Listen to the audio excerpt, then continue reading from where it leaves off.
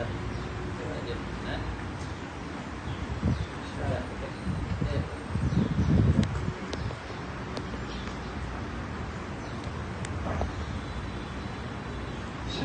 Bismillah. Kita boleh dengar? Silakan. Bismillahirrahmanirrahim. Alhamdulillah wassalatu wassalamu ala Rasulillah. Amma ba'd. Mari duduk dekat sini. Kita jauh tak sedap.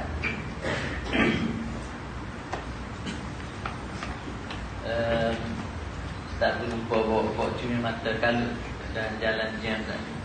Kat depan. Kita ingat.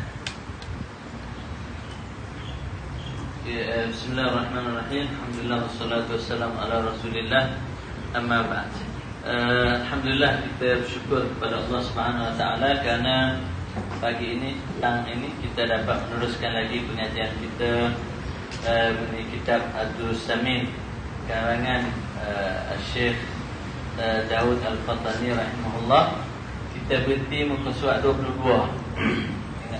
Kitab 22 iaitu berkaitan dengan sifat-sifat Tuhan. Jadi sebagaimana yang kita telah pelajari dalam kuliah kita yang lepas, bahawa Syekh Daud telah membawa kepada kita satu matan Jawharatul Tauhid, fa kullu man kullifa syar'an wajaba alaihi an ya'rifa ma qad wajaba lillahi wal jaiza wal mustahil kadzali ruslihi fastami'an. Kata dia, bagi setiap orang mukallaf, setiap orang mukallaf ni orang yang akhir balik sampai kepada dia dakwah Islam dan sempurna panca indera dia, dia boleh tahu, boleh faham, boleh fikir, maka pada masa itu wajib dia dari sudut hukum syarak dia kena meyakini adanya Tuhan. Jadi kalau dia tidak meyakini adanya Tuhan, dengan makna dia tidak beriman kepada Allah Subhanahu wa taala, maka dia berdosa dan akan masuk neraka. Mana berdosa akan masuk neraka. Sebab apa? Sebab tidak beriman kepada Allah Subhanahu wa taala. Kerana setiap orang mukallaf wajib meyakini dan beriman tentu kepada kewujudan Allah Subhanahu wa taala yang merupakan pencipta kepada seluruh alam semesta ini, dan wajib kita beribadat, patuh dan tunduk kepada suruhan dan larangan dia. Itu maknanya wajib beriman kepada Allah Subhanahu wa taala. Jadi bagi orang yang beriman kepada Allah Subhanahu wa taala ini, bagaimana dia nak mengenal Allah?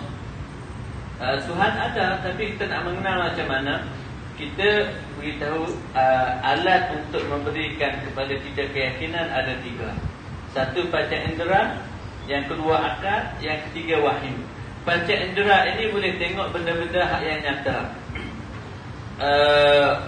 Akal akan boleh mengetahui dan memahami apa-apa hak yang kita tak nampak dengan panca indera. Namun begitu, dia juga hanya terbatas kepada apa yang disalurkan oleh panca indera. Jadi sesuatu yang kita tidak dapat faham dengan panca indera, kita juga tak boleh nak fikirkan. Jadi dengan sebab itu banyak perkara-perkara gaib yang di luar daripada capaian cakupan panca indera akan kita tak boleh nak fikir. Maka dengan sebab itu kita perlu kepada wahyu. Maka wahyu akan memberitahu kepada kita apa-apa yang tidak dapat difahami melalui panca indera. Jadi di antara hak yang panca indera kita dan juga akal kita tidak boleh nak fahami juga ialah yang terkait dengan sifat-sifat Allah Subhanahu wa taala.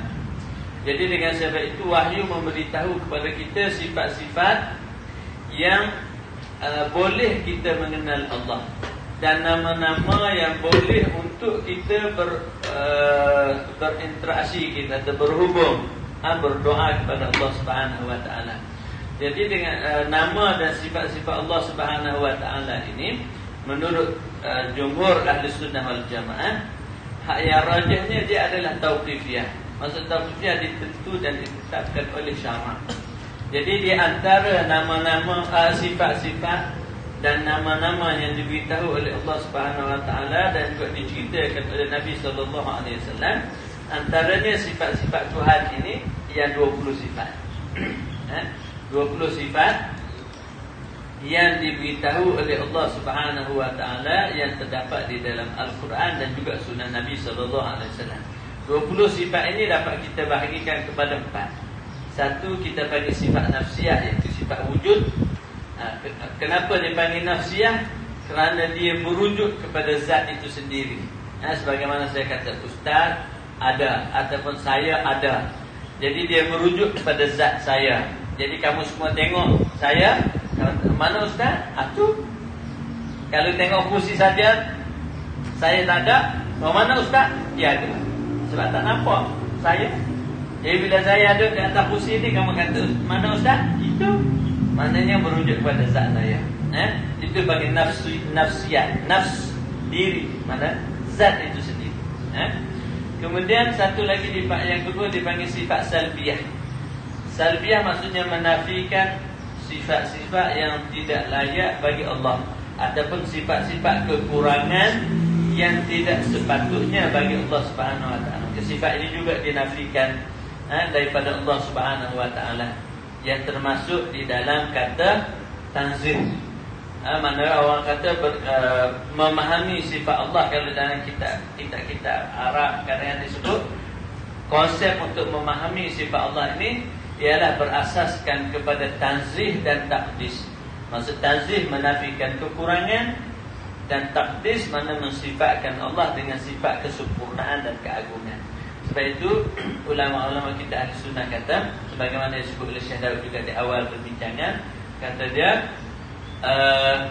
bagi setiap orang mukallaf itu hendaklah mengetahui sifat-sifat yang wajib, mustahil dan harus bagi Allah. Begitu juga sifat yang wajib, mustahil dan harus bagi Nabi. Ataupun paling kurang, kata dia, dia boleh beriktikad secara ijmali, secara umum, Allah bersifat dengan segala sifat kesempurnaan, dan mustahil bagi Allah segala sifat kekurangan. Itu bagi orang awam. Tapi bagi orang yang cerdik pandai, yang boleh mempelajari, mengetahui secara terperinci, hendaklah tahu hak yang kita kata 20 sifat yang kita akan pelajari berkaitan dengan sifat-sifat Tuhan, dan 20 hak yang mustahil, 1 yang harus. 4 yang wajib bagi Nabi, 4 yang mustahil, dan 1 yang harus bagi Nabi SAW. Maka 50 akidah. Maka dalam setengah kitab kata dia, wajib bagi setiap orang Islam memahami 50 akidah yang merupakan kandungan dan makna kepada syahadah la ilaha illallah Muhammadur Rasulullah. Mana kita bila kata asyhadu an la ilaha illallah, asyhadu anna Muhammadar Rasulullah, maknanya kita perlu memahami sifat-sifat ini. Jadi dengan memahami sifat-sifat ini, maka kita akan dapat meyakini kepada kewujudan Allah, dan juga kepada kerasulan Nabi Muhammad sallallahu alaihi wasallam. Okey, di antara sifat-sifat Allah yang ketiga, kita panggil sifat ma'ani, iaitu sifat salbiyah. Sifat salbiyah ada 5, iaitu qidam, baqa', mukhalafatu ta'ala lil hadis, yang binafsi ma'dan. Kemudian sifat yang ketiga kita panggil sifat ma'ani. Sifat ma'ani dipanggil ma'ani kerana sifat ini ada pada zat, tetapi kita tak nampak. Sebab itu dipanggil ma'ani atau pemaknawi, sebab tak nampak. Dan sifat-sifat ini ada 7, iaitu qudrat, iradah, ilmu, hayat, sama, basar dan juga kalam. Kemudian satu lagi dipanggil sifat ma'nawiyah, iaitu nisbah kepada ma'ani, iaitu sifat kaunuhu qadiran sampai kaunuhu mutakalliman. Maksud kaunuhu qadiran sampai mutakalliman ini, maksudnya keadaan Allah Subhanahu Wa Taala itu yang maha kuasa. Mana Allah yang maha kuasa, yang maha menghendaki, sampailah yang maha berkata-kata. Maksudnya yang memiliki sifat tersebut. Maka disifatkan dengan sifat tersebut.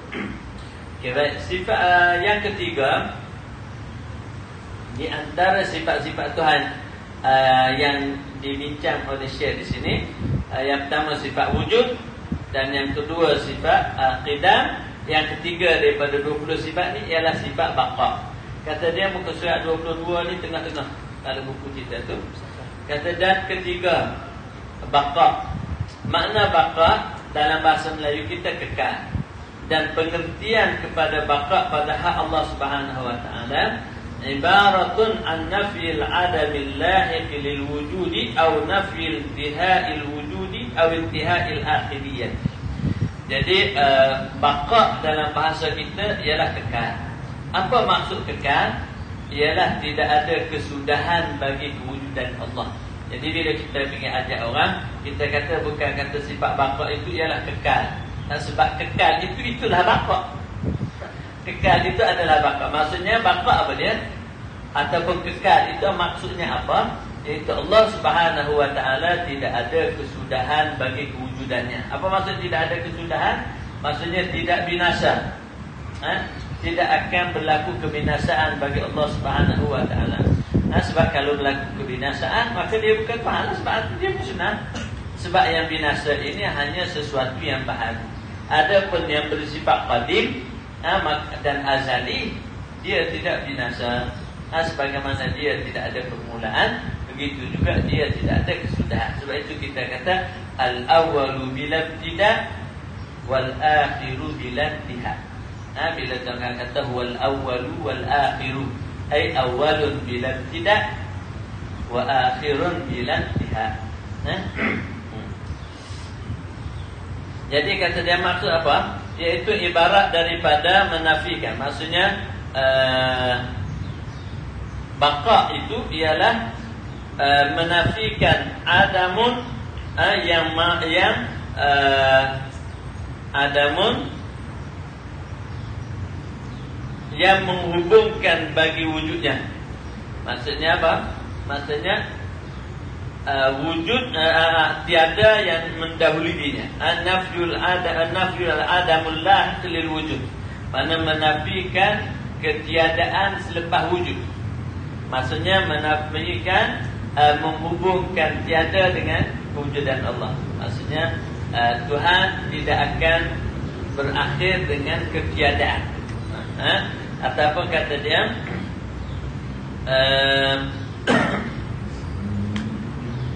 atau menafikan bagi kesudahan bagi wujud, atau dikatakan ketiadaan akhir kesudahannya, maka ketiga-tiganya suatu makna jua. Maksudnya Allah tidak ada baginya akhir, sebab kalau ada akhir maknanya ada kebinasaan.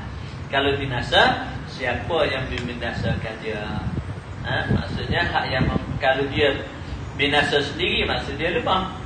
Dan kalau dia dibinasakan, mana hak yang membinasakan itu hak yang berkuasa. Macam kita ni binasa, musnah, mati. Siapa yang mematikan kita? Allah.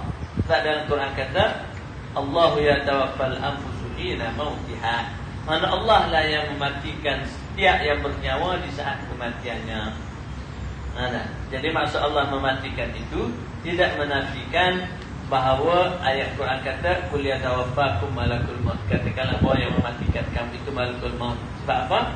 Kerana makna yang mematikan kita ini malakul maut, makna yang melaksanakan perintah Tuhan untuk melaksanakan proses kematian ini ialah malakul maut.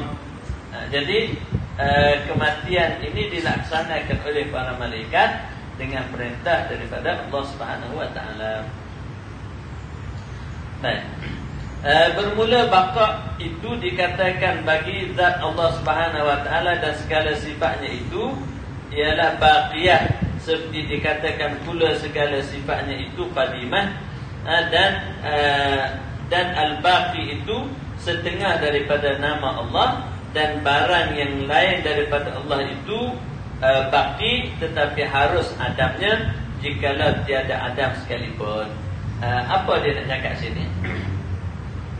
Dia nak cakap sebenarnya ada benda yang kekal tak binasa walaupun hari kiamat. Tapi tidak binasanya sesuatu itu bukan kerana diri dia tak binasa, tapi tak binasa kerana Allah tidak membinasakan dia. Contoh dalam Tuhan kata wa nufikhatis suri fa sa'iqa man fis samawati wal ard illa man syaa Allah. Jadi hak tak binasa itu bukan kerana dia tak binasa, tapi kerana itu kehendak Tuhan. Seperti apa? Seperti syurga bila kiamat nanti, binasa tak binasa. Bidadari hak penghuni syurga, binasa tak binasa. Jadi apakah tidak binasanya semua itu kerana memang dia tidak binasa? Tidak. Dia tidak binasa kerana Allah tidak menghendaki kebinasaannya. Tapi dia binasa tak? Boleh. Mana dia boleh fana. dia boleh binasa. Itu maksudnya. Keempat, mukhalafatu ta'ala lil hawadis. Ini penting. Saya sebut dalam kelas pengajian master sarjana semalam dalam terminologi ilmu ini. Ini mukhalafatu ta'ala lil hawadis. Makna Tuhan tidak menyerupai suatu yang baharu. Ini adalah suatu perkara yang sangat penting. Sebab apa? Jadi bila kita tidak belajar mengikut disiplin ilmu ni, nanti kita pergi baca Quran dan hadis, kita dapati Allah ada penyerupaan dengan makhluk yang baru. Nak buat macam mana? Jadi kalau oleh itu sangat penting ilmu ini dipelajari mengikut disiplin dia. Jadi kalau orang tak belajar mengikut disiplin, maka mereka akan memahami teks itu dengan cara yang salah. Itulah hak yang berlaku. Jadi dengan seperti itu kita tak kata kita pakai faham mengikut Quran dan Sunnah. Quran ada, Sunnah ada. Tapi bila kita tidak ikut disiplin, maka macam mana kita nak keluarkan hukum? Samalah juga dengan fiqh. Bila kita tidak ikut disiplin, nas-nas fiqh itu kadang-kadang memberikan banyak makna. Bagaimana nak menentukan makna yang terpilih? Anda boleh semua orang kita, tak mungkin. Sebab itu, nak tak nak, memang akan berlaku khilaf di dalam. Contohnya saya kata, iddah orang yang bercerai. Bila Tuhan kata, hendaklah tunggu salah satu kuruk. Kuruk dengan makna tahir, kuruk dengan makna haid. Jadi Nabi lihat mana? Ada kata 3 kali suci, ada kata 3 kali haid. Jadi 3 kali suci dengan 3 kali haid ada beza kan? Ada beza. Ada beza. Jadi perlu kita faham. Jadi kita tak boleh nak kata 3 kali suci kerana kita nak kata 3 kali suci. Kita nak kata 3 kali haid kerana tak, sebab masalah lughah yang perlu kita faham. Sebab itu kita, kalau kita kata okey, kalau kita pakai Quran dan Sunnah saja, tak ada khilaf lah. Bukan masalah tak ada khilaf, masalah makna pemahaman terhadap Quran dan Sunnah. Kerana lafaz itu memberi ruang untuk adanya perbezaan pendapat dalam kalangan ulama. Sebab itu kita faham. Sebab itu kita tak payah pakai mazhab. Kalau tak pakai mazhab, akan jadi mazhab. Sebab apa? Sebab orang akan faham berbeza. Cuma sekarang ini, bila kita menganggap bahawa hak yang kita faham itu sahajalah yang menjadi betul, hak lain yang faham salah belakang, itulah yang namanya ta'assub. Maka jadi punah. Sebab itu ulama-ulama kita sangat penting mengambil kira dalam disiplin. Kita tengok. Keempat daripada sifatnya ialah mukhalafatu ta'ala lil hawadis. Maknanya bersalahan Allah Ta'ala bagi segala yang baharu. Jadi perkataan bersalahan ini, kita Melayu hari ini tak pakai ada bersalahan. Dia kata salah apa pula. Bersalah, tak salah, bersalah ni buat jenayah. Maksudnya tidak menyerupai satu yang baru. Mana tak serupa. Kata salah. Orang bahasa dulu boleh faham bersalahan ni. Mungkin bahasa kita hari ini, anak-anak kita mengapa bersalah. Bersalahan ni kata salah apa, dia tak ada salah. Maksudnya tak serupa dengan yang baharu maksudnya. Tidak menyerupai sesuatu yang baharu. Erti tak menyerupai yang baharu, ay la yumasiluhu syai'un la fi dhatihi wa la fi sifatihi wa la fi af'ali. Maknanya setiap benda yang baharu. Apa yang maksud yang baharu? Baharu ni apa baharu? Sesuatu yang baharu, apa maksud baharu?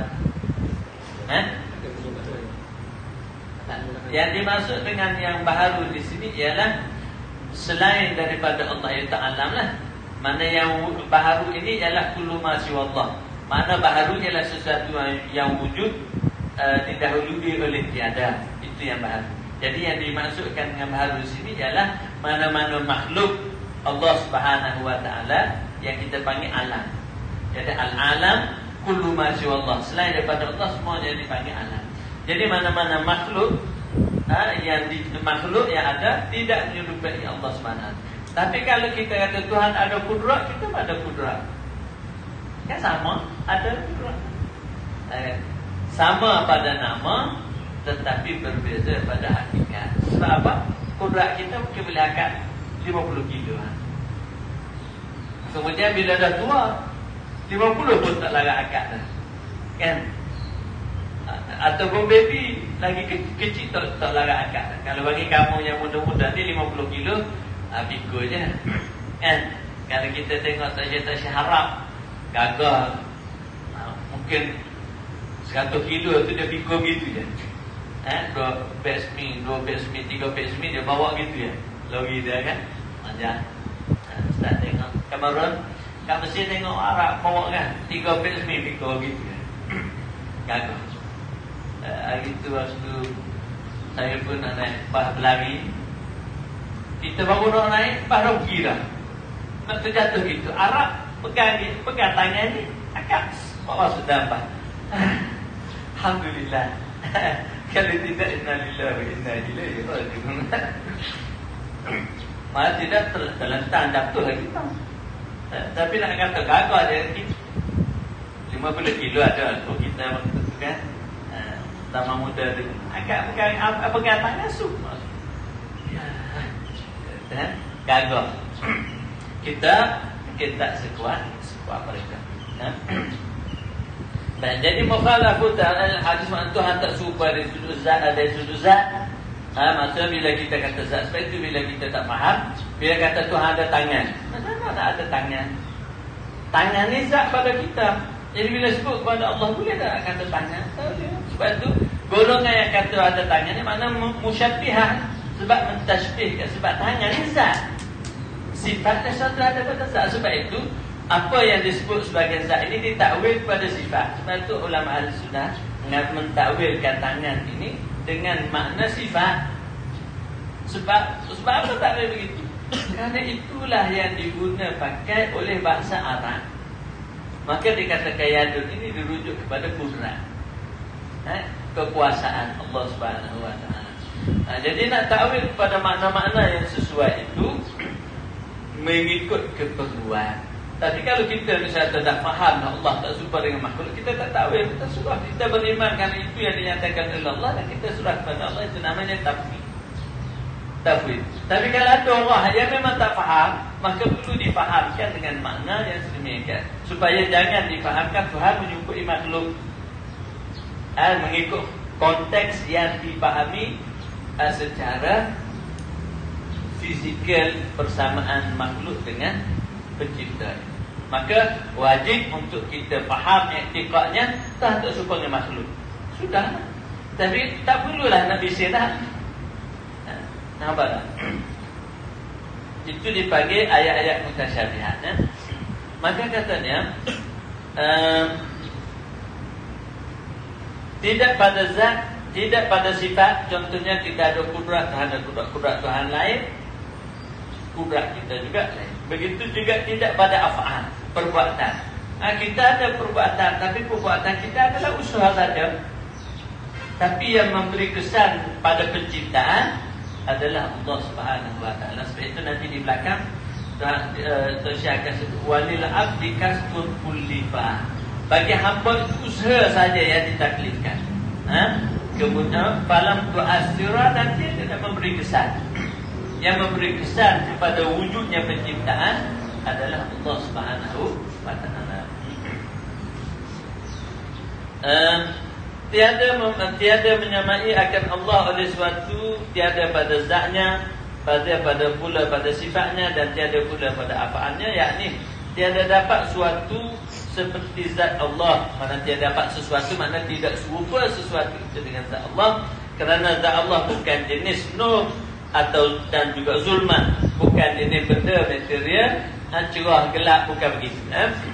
Dan tiada juga daripada jenis kejadian langit dan juga bumi. Apa maksud tiada jenis kejadian langit dan bumi? Mana tidak bersifat material. Dan barang yang antara keduanya, ataupun antara kedua tersebut, antara langit dan bumi.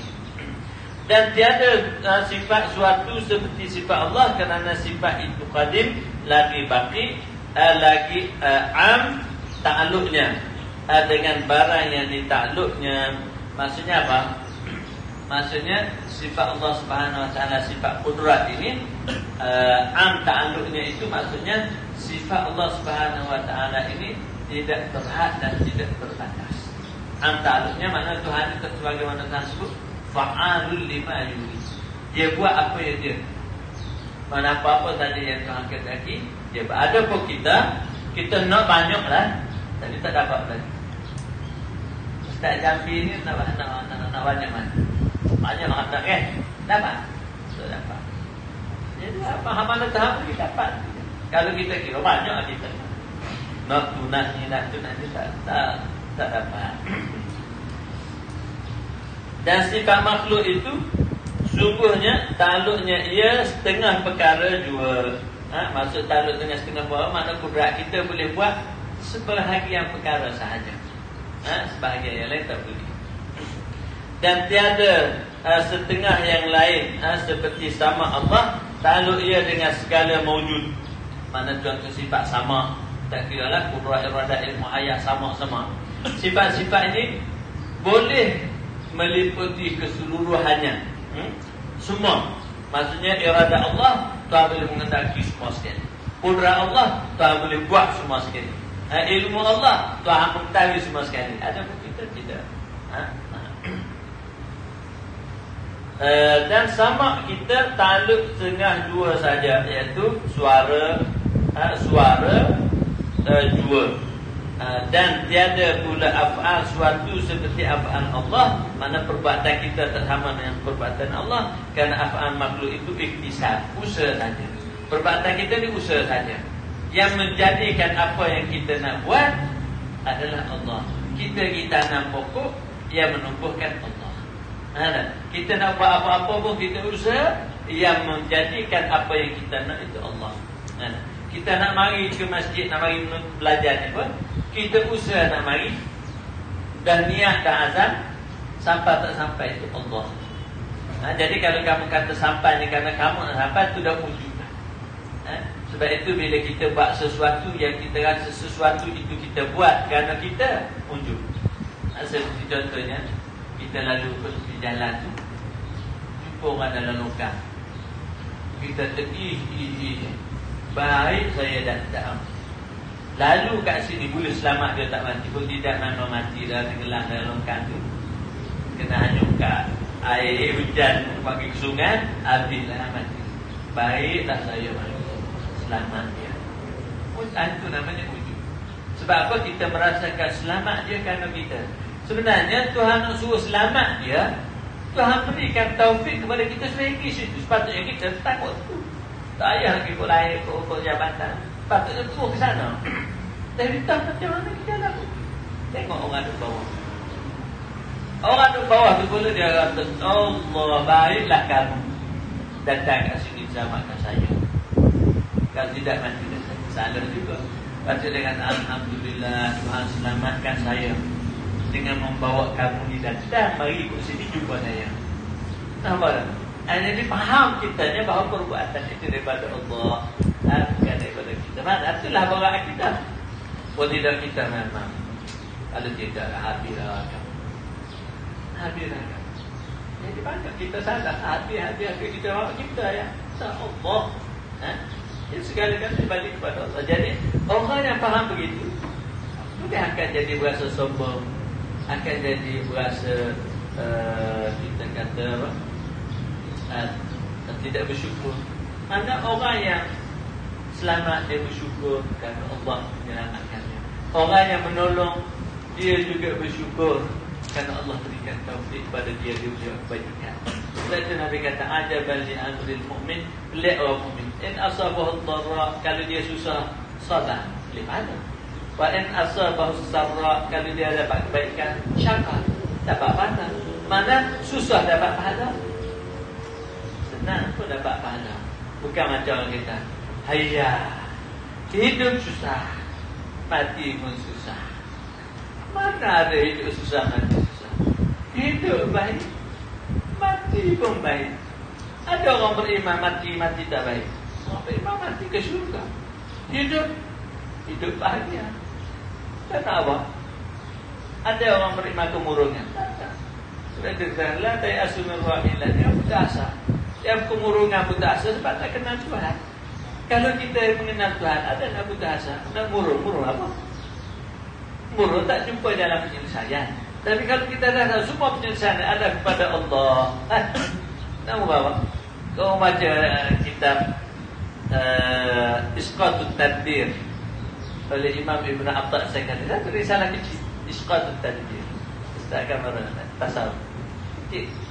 Kitab Ibn Atta'.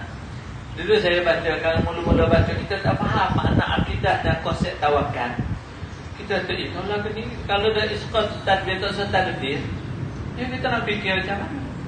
Sebab selagi kita merasakan aku, maka mana nak bergantung kepada Allah?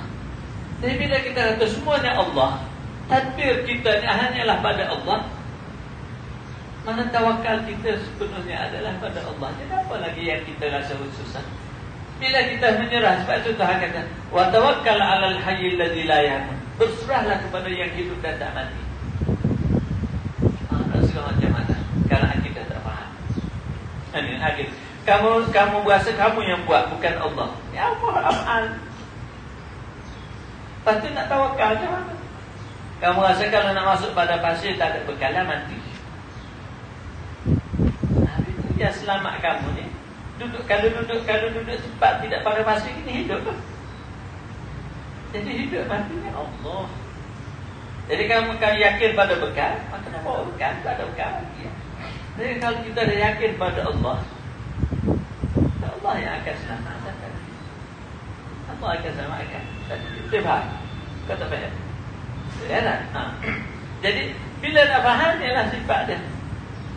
Apa? Nak berkesan. Jadi orang yang faham sifat Allah ini, kesan dia. Dan sebab itu ulama-ulama sufi, dia kata maqam dan kedudukan seseorang itu bergantung kepada tahap penghayatan dia terhadap sifat. Faham sifat ni.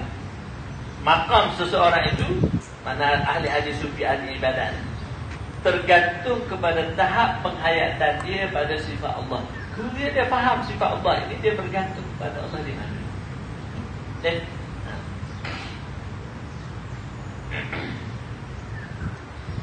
Kemudian kata dia, dan af'al Allah Ta'ala itu ijad lagi menjadikan dengan tiada berkehendak pegawai. Itu dia tulis pegawai. Mana pegawainya pekerja, petugas, penolong. Allah tidak berhajat kepada semua. Kita ni nak duduk di meja, kena ada orang angkat meja. Ni susah-susah angkat meja. Kita tak pakai meja tak apa. Tapi ada meja dah dah.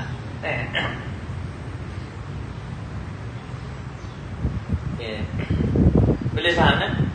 Kemudian Tuhan kata dalil nak menunjukkan bahawa Allah ni maha kuasa dan tidak berhajat kepada sesuatu. Ada dalil. Kata innama amru idza arada syai'an ayyaqula lahu kun fayakun. Dalil. Sesungguhnya pekerjaan Allah itu apabila berkehendak ia akan sesuatu, bahawa berfirman yakun, yakni jadilah ilmu, maka jadilah seperti kehendaknya. Bersalahan perbuatan makhluk berkehendak kepada pegawai, mana pembantu, maka tiada dapat menyuruh dengan tiada qalam, seperti tiada mengerat dengan tiada gergaji. Atau apa tu? Atau apa? Parang, atau parang, atau kapok. Ada lagi pula apabila ia kasih akan seorang hambanya, kita kasih akan seseorang, kita beri bagai-bagai nikmat yang didapat lazat dengan dia, maka wajib atas mukallaf menafi habis akan dia titik.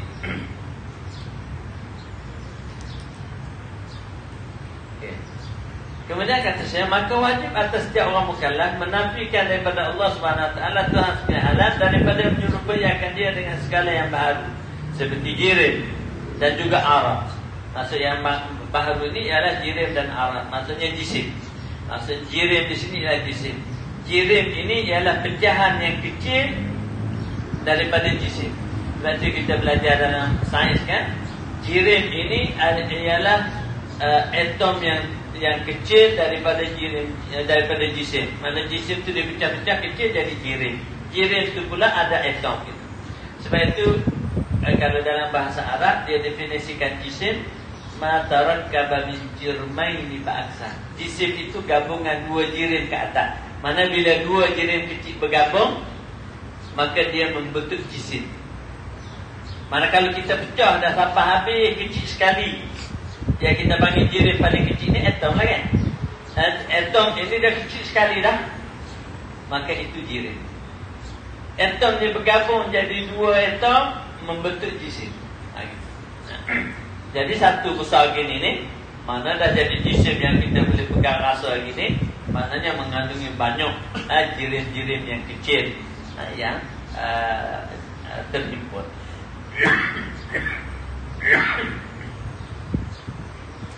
Kemudian lama dah kau baru lagi ya, ada lama dah pun sikit lagi. Boleh lagi tak? Boleh? Kalau boleh lagi dia tentu. Kalau boleh dah kalau kata boleh lagi boleh. Kata boleh dah, kalau kata boleh dah tu maknanya cukup. Jangan jawab kata boleh dah. Sadaqallahul azim. Alhamdulillah rabbil alamin. Maka wajib atas mukallaf menafikan daripada Allah Tuhan sekalian alam, daripada serupa akan dia dengan segala yang baharu seperti jirim dan juga aras. Jadi jirim apa? Jirim ialah jisim. Apa dia jisim? Iaitu sesuatu yang mengambil ruang sendiri. Jirim ni sesuatu yang memenuhi ruang. Aras ini ialah sifat yang ada pada jirim. Dan aras dengan jirim itu boleh pisah. Kalau terpisah binasalah dia hancur. Mana arat dengan jisim ni hukum dia tak boleh pisah. Dia bersama. Jadi arat mesti menempati jisim dan jisim mesti mengambil ruang di dalam alam.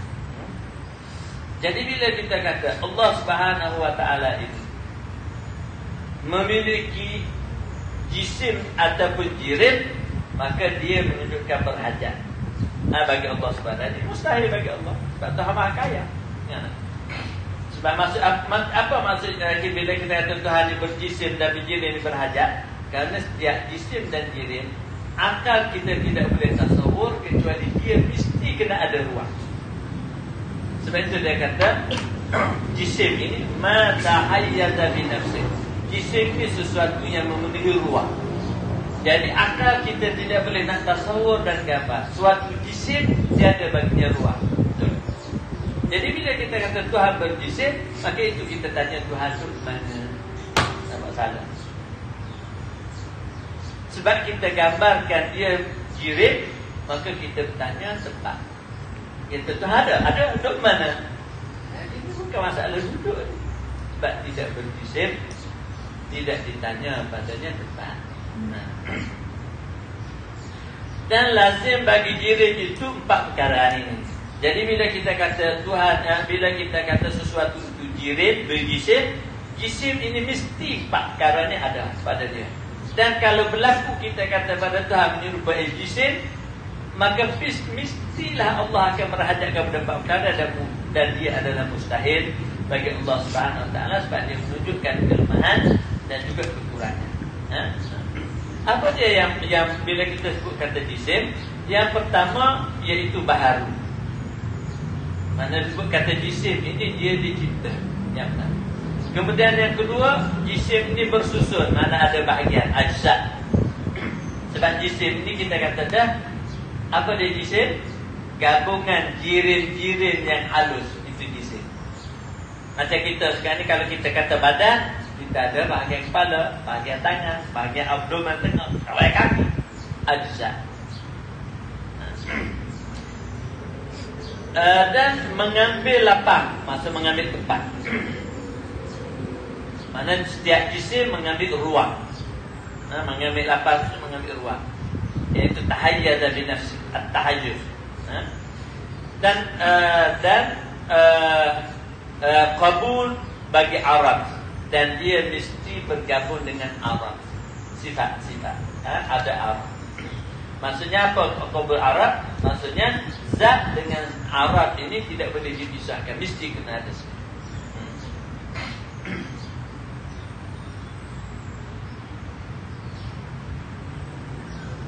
Seperti arad ini, apa yang dimaksudkan dengan arad? Seperti maqadir, sukatan, jihad, arad, zaman, masa, dan juga hampar, terbentang, jauh, dekat, hampir, bukan hampar, hampir dan jauh, dan kecil dan besar, dan apa tu? Dan berapa?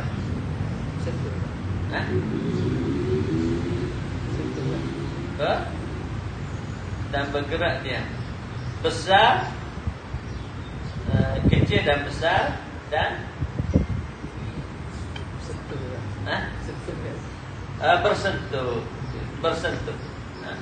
bersentuh, dan bergerak dan diam, bersentuh.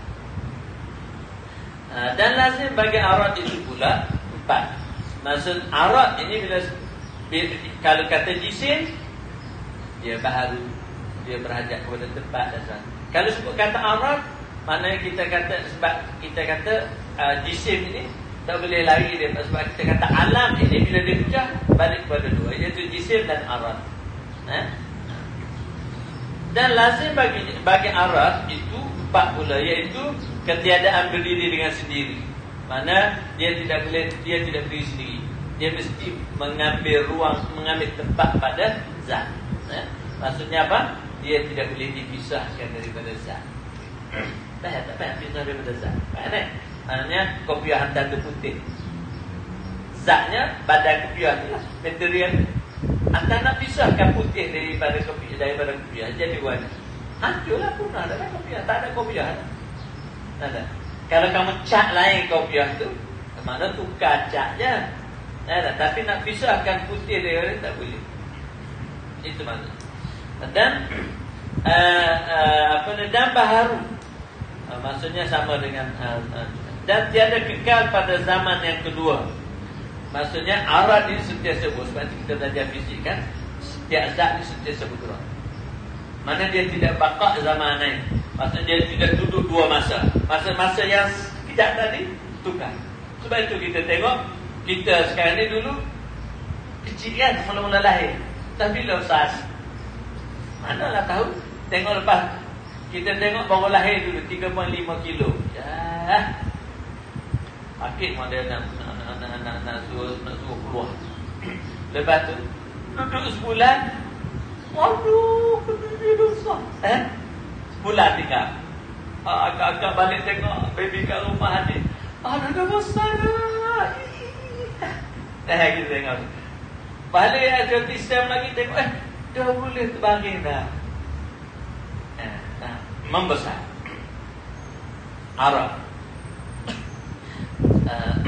Dan arad itu tidak kekal. Kata Ishaq ibn Rahuyah, wa man wasafa Allah wa man wasafa Allah fashabbaha sifatahu bi sifati ahadin min khalqillahi fa huwa kafir. Jadi sesiapa yang menyerupakan Allah dengan sifat-sifat makhluk, kafir. Sebab menyamakan Allah dengan makhluk. Ini hukum golongan musyabbihat.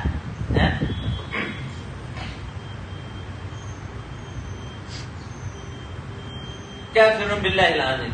Wa qala Nu'aym ibn Hammad, wa man syabbaha Allah bi syai'in min khalqihi faqad kafar. Wa man ankara ma wasafa Allah bihi nafsahu faqad kafar. Maksudnya barang siapa yang mensifatkan Allah, maka serupakan sifatnya itu dengan sifat seorang daripada makhluk Allah, maka iaitu kufur dengan Allah yang Maha Agung. Seperti apa? Kita tentu ada tangan Allah. Dengan i'tiqad serupa, sungguh-sungguh. Ini serupa ni. Golongan musyabbihat. Dan juga golongan musyabbihat. Semuanya adalah terkeluar daripada Islam. Habis itu misalnya kita duduk gaduh lah dengan kawan-kawan kita yang duk kata Tuhan ada tangan dan sebagainya tu. Itu ada masalah. Sebab apa? Sebab dia kata Tuhan ada tangan tapi tidak serupa dengan makhluk. Dia ada situ tanzih. Itu hal yang menjadi titik perselisihan dalam kalangan ulama, yang mana ulama-ulama kita tidak mengkafirkan. Lepas tu jangan kita ambil ni. Lepas tu pendapat, kalau kita tengok pendapat Imam Fakhruddin Ar-Razi dalam kitab Asas Taqdis, pendapat jumhur memang kufur. Tapi ada pendapat yang kedua mengatakan tidak kufur. Jadi dengan kejahilan, kemudian dengan adanya syubhat sedemikian, maka perlu kita berhati-hati dan cermat supaya kita tidak mudah mengkafirkan orang. Sebab kalau kita kafirkan orang tu tak kafir, maka kafir itu kembali kepada dia sebagaimana hadis Rasulullah sallallahu alaihi wasallam. Oh, jadi berat kita. Kita tak tahu kita kafir, kita rasa kita Islam. Maka bahaya sangat-sangat. Jadi kena berhati-hati dan cermat. Kalau dalam kitab Hawamish tu, dalam mukadimah ada dia sebut tentang isu bagaimana kita nak menjelmakan semula ilmu akidah di zaman sekarang dan tak menyatukan kita umat Islam, iaitu dengan kita cermat dalam memahami ilmu akidah Islam. Supaya kita berhati-hati, bukan dengan mudah kita ni sapu belaka. Dia pun perlu pada belajar. Mana sapu belaka? Asal kau tak kenalnya kita pun keluarkan orang belaka. Tak kenal. Dan perlu kepada belajar dan cermat dan berhati-hati. Dan kata Nu'aim anak Ahmad, barang siapa menyerupakan Allah Ta'ala dengan suatu daripada kejadiannya, itu makhluknya, maka senya kafir dia. Dan barang siapa yang mengingkarkan barang yang mensifatkan Allah dengan dia akan dirinya, maka senya kufur dia. Maksudnya orang yang mengingkari sifat Allah juga kafir. Orang yang mensifatkan Allah dengan apa yang tidak boleh disifatkan kepada Allah dengan sifat-sifat makhluk, dia juga kafir. Jadi dengan maksudnya apa? Mana kita adalah mensifatkan Allah dengan sifat-sifat yang layak bagi Allah sebagaimana yang Allah beritahu kepada kita di dalam Al-Quran. Kata Abu Ishaq Al-Asfarayi ini, ajma' ahlul haqq. Mana ijma' ada ahlul haqq, yang dimaksud ahlul haqq di sini ialah ahlus sunnah wal jamaah. Ala anna jami'a ma qila fit tauhid fi kalimatayn ahaduhuma i'tiqad anna Allah anna kullama tasawwara fil awhami min fil awhami ay min al hawadis wa sifatiha fallahu mukhalifun fallahu bi khilafi. Ada makna bi khilafi لأن الذي يتصور في الأوهام مخلوق لله تعالى فالله تعالى خالقه. Telah berhimpun ahlul haq, maksudnya sepakat, berhimpun bersepakat ahlul haq. Maksud ahlul haq di sini ialah ahlus sunnah wal jamaah, atas bahawa sekalian barang yang dikatakan orang tauhid itu terhimpun, dikatakan orang tauhid itu terhimpun di dalam dua kalimah ini. Salah suatu daripada keduanya itu i'tiqad kita bahawa tiap-tiap barang yang terupa pada waham, artinya daripada segala makhluk yang baharu dan segala sifatnya, maka Allah Subhanahu wa taala itu menyalahi akan dia bahawasanya yang ia rupakan pada waham itu makhluk bagi Allah Ta'ala, maka Allah Subhanahu wa ta'ala yang menjadikan dia. Itu yang pertama. Maksudnya apa-apa yang kita terfikir Allah dengan makhluk ini, kita wajib nantikan bahawa Allah tak menyebut makhluk. Kemudian yang kedua, i'tiqad anna zatahu laysat musyabbahatan bi dzatin wala khaliyatan an sifat. Keduanya i'tiqad itu, i'tiqad kita bahawa zat Allah Ta'ala itu tiada menyerupai zat sesuatu makhluk dan tiada sunyi daripada bersifat dengan segala sifat kamalannya. Mana dalam konsep sifat ini kita hendaklah beriktikad dengan dua perkara ini. Itu apa dia?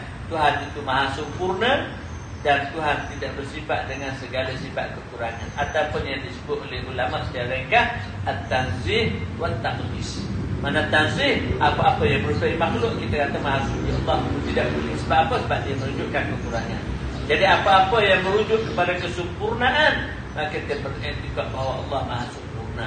Cuma kesempurnaan Allah ini yang kita wajib i'tiqad ialah sebagaimana yang telah beritahu di dalam Al-Quran, sebagaimana yang Syekh sebut dalam muka sebelum ni, kata dia wa mimma yajibu i'tiqad, antara yang wajib kita i'tiqad. Sebab apa kata antara? Kerana kesempurnaan Allah itu tidak ada sepadannya. Mana kamalatullah la yatanaha, kesempurnaan Allah tidak ada kesudahan. Maka kita beriktikad dengan segala perkara yang menunjukkan kesempurnaan bagi Allah Subhanahu wa taala.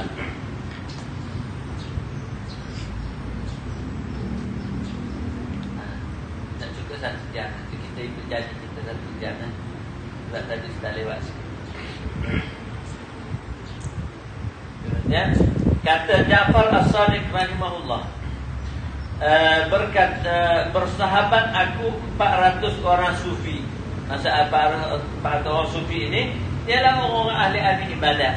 Jadi kita tahu dah, kamu dah belajar ilmu tasawuf, perkembangan ilmu tasawuf daripada zaman Nabi yang dikenali sebagai ahli zuhad, ahli ibadah. Selepas daripada itu di zaman tabi'in, ahli-ahli zuhad dan mubad ini dikenali dengan sufi. Sehinggalah terbentuk lepas daripada itu kelompok dan disiplin yang kita kenali sebagai ilmu tasawuf. Dan orang-orang yang ahli-ahli ibadat ini dikenali sebagai ahli-ahli sufi. Kata dia, kata Ja'far As-Sadiq ni salah satu imam daripada imam-imam Syiah. Jadi Imam Ja'far As-Sadiq ini dia adalah ahli sunnah, juga daripada kalangan ulama hadis. Dan salah satu daripada imam-imam mujtahid yang dipanggil mazhab Ja'fari, merujuk kepada Imam Ja'far As-Sadiq. Kata dia, aku bersahabat 400 orang sufi, dan aku tanya akan mereka itu daripada 4 masalah, maka tiada seorang jawab akan daku, maka duka cita aku. Maka yang demikian itu, maka aku lihat Nabi SAW pada mimpiku, maka bertanya ia akan halku, maka aku kabarkan dia dengan yang demikian itu, maka sabdanya, tanya olehmu akan daku masalahmu. Maka berkataku baginya, apa hakikat tauhid, dan apa hak akal, dan apa hak tasawuf, dan apa hakikat fakir. Ini perkara yang terkait dengan masalah ilmu tasawuf tadi. Hal ini juga yang terkait dengan punca-punca kepada masalah kesesatan. Ya, ada kesesatan yang kita yang tahu belajarnya. Dalam masalah ini boleh tergelincir kalau orang itu tidak dipimpin. Maka kata dia, maka sabda Nabi SAW, adapun hakikat tauhid itu, bahwa ma khatara bi balika fahuwa halikun, wallahu subhanahu wa ta'ala bi khilafi dzalik. Ini hak yang dia nak syahidnya daripada Syekh Daud Petih ni, nak kata Allah Subhanahu wa ta'ala mukhalifun lil hawadis. Tuhan terjemah makhluk. Itu apa dia? Kullu ma apa sahaja, maka iaitu barang yang terlepas dengan hatimu, maka iaitu binasa yang baharu, dan yang binasa bermula Allah Subhanahu wa ta'ala itu dengan menyalahi bagi yang demikian itu, kerana Allah tiada dapat menyamai segala yang baharu itu akan diam. Maksudnya apa dia? Dia nak kata yang terjemahan tu agak payah Arab. Kalau ada Arab mudah. Ya, apa yang terlintas di kepala kamu semua itu binasa, dan Allah Subhanahu wa ta'ala tidak binasa. Maknanya apa-apa yang terlihat kepada kita, dia adalah makhluk. Sebab sesuatu yang sebab Allah ni ghaib. Kalau dah ghaib, macam mana nak terlintas di kepala kita? Sebab itu bila kamu nak gambarkan bidadari dalam syurga, nak gambar ke mana? Tahu dia nak gambar, sebab kita tak pernah tengok. Jadi apa yang kita gambarkan itu kerana cerita-cerita yang Tuhan beritahu di dalam Al-Quran, dan juga Tuhan sifatkan di dalam Nabi sifatkan di dalam hadis-hadis Nabi SAW, maka kita memberikan gambaran daripada sifat-sifat yang ada.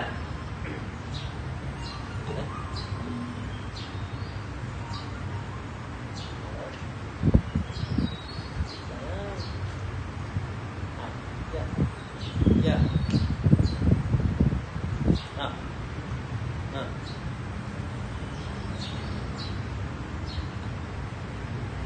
Hari Selasa lah. Hari Selasa harinya. Macam mana? Kita rehat lagi. Kita rehat lagi tak?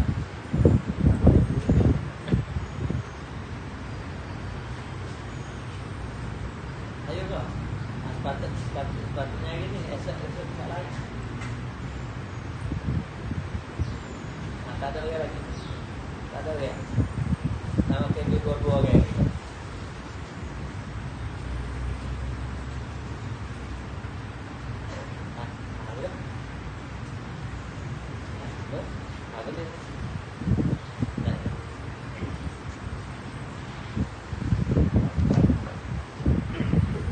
Okey. Anjalah pula nak ke jumpa stesen. Okey, jadilah setakat tu.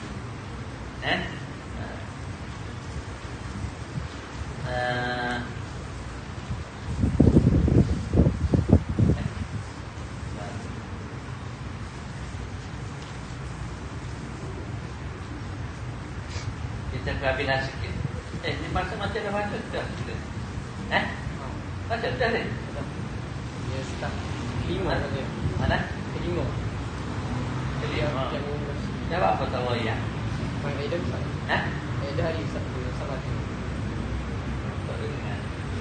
Kita kata ni ada tanda berita kat sini. Ada kelima. Tak apalah dua kali pun. Ingat ada tanda berita sini. Tak apalah, kira hak tak mari kuliah hak baru ni kasi ada 6 orang yang mari. Jadi kira hak ni hak mari ni tak mari belakang sebenarnya. Kecuali tak ambil saja tu dia sengaja tak cakap. Sebab dia kata ramah tak mari sebenarnya kan. Jadi dia kira lepas dia gitu ya. Allah. Kata dia okey. Dan ada pun hak akal itu maka sekurang-kurangnya meninggalkan ditanya yang di atasnya, meninggalkan berfikir pada zat Allah Subhanahu Wa Taala. Dan ada pun hak tasawuf itu, maka iaitu meninggalkan dakwah dan menyembunyikan ma'ani, yakni rahsia. Maksudnya apa-apa kasyaf ilham yang diberikan oleh Allah Subhanahu Wa Taala itu tidak semuanya dihebahkan.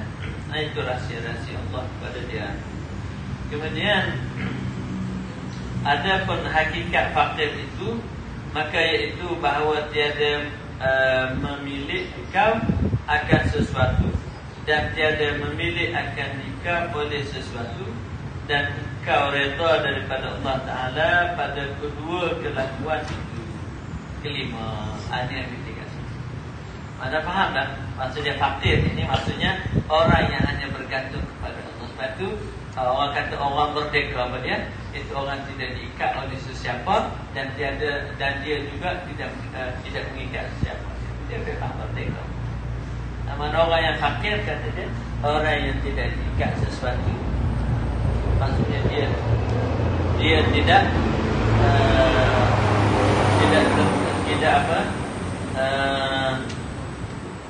dia kata tiada memilih akan dikau oleh sesuatu. Maksudnya dia jadi milik orang, tapi dia hanya milik Tuhan.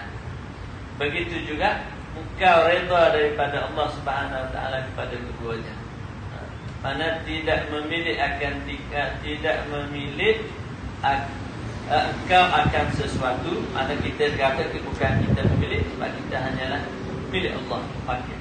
Begitu juga tidak dimiliki kita oleh sesuatu. Mana kita hanyalah milik Allah SWT.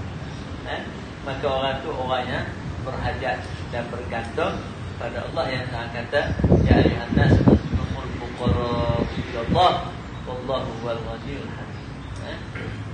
Allah a'lam. Kemudian sifat qiyamul bi nafsi. Ini kita sambung minggu depan.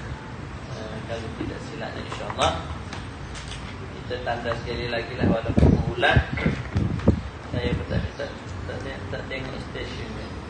Buka-buka tengok ada sebelah ni. Hari ni 14 15. Allah a'lam. Nasallallahu subhanahu wa